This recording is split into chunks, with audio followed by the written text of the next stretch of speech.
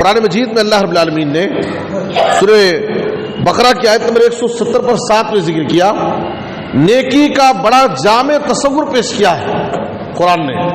اللہ نے کہا لیس البر ان تولوا وجوہکم قبل المشرق والمغرب، نیکی صرف یہی نہیں ہے کہ تم اپنا چہرہ مشرق و مغرب کی طرف کر لو، پوری نیکی سب کچھ نیکی یہی نہیں ہے۔ اس کے بعد اللہ تعالیٰ نے کہا اللہ کے پاس نیکی کا بڑا وسیع پیمانہ ہے۔ نیکی کیا کیا ہے؟ چند چیزوں کو اللہ نے گنایا، وَلَكِنَّ الْبِرَّ مَنْ آمَنَ بِاللَّهِ وَالْيَوْمِ الْآخِرِ وَالْمَلَائِكَةِ وَالْكِتَابِ وَالنَّبِيِّينَ۔ نیکی کیا ہے؟ سب سے بڑی نیکی ایمان ہے۔ نیکیوں میں سب سے بڑی نیکی ایمان ہے۔ اللہ پر ایمان، آخرت کے دن پر ایمان، فرشتوں پر ایمان، کتاب پر ایمان، نبیوں پر ایمان۔ ایمان یہ سب سے بڑی نیکی ہے۔ اس کے بعد اللہ تعالیٰ نے کہا وَآتَ الْمَالَ عَلَى حُبِّهِ ذَوِي الْقُرْبَى وَالْيَتَامَى وَالْمَسَاكِينَ وَابْنَ السَّبِيلِ وَالسَّائِلِينَ وَفِي الرِّقَابِ۔ یہ سماج اور معاشرے کے چند مخصوص لوگ ہیں، ضرورت مند ہیں، جو ہمارے مال کے مستحق ہوتے ہیں۔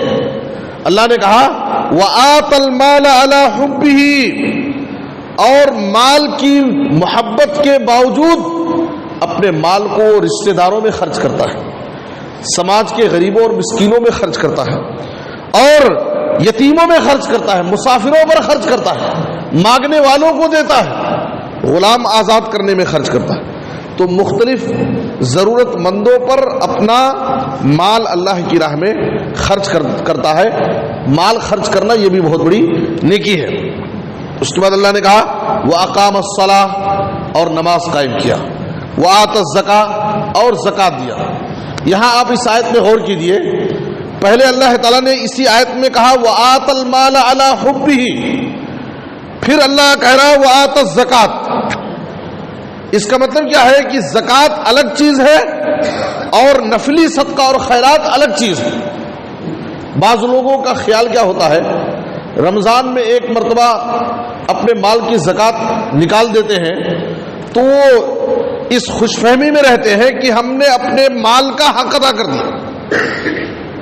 اللہ تعالیٰ نے اس آیت کے اندر دو چیز ذکر کیا ہے، وَآتَ الْمَالَ عَلَى حُبِّهِ، مال کی محبت انسان کی فطرت میں ہے، مال کی محبت کے باوجود سماج کے ضرورت مندوں میں، غریبوں میں، ضرورت مندوں میں خرچ کرنا، نفل صدقہ اور خیرات کرنا یہ ایک الگ چیز ہے، اور زکات دینا یہ ایک الگ چیز ہے۔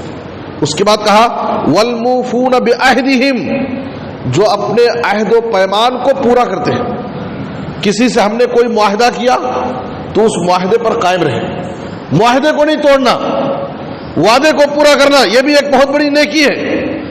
والصابرین فی البأساء والضراء وحین الباس، اور انسان کی زندگی میں تکلیف، پریشانی، بیماری، مصیبت کی گھڑیوں میں صبر کرنا یہ بھی ایک بہت بڑی نیکی ہے۔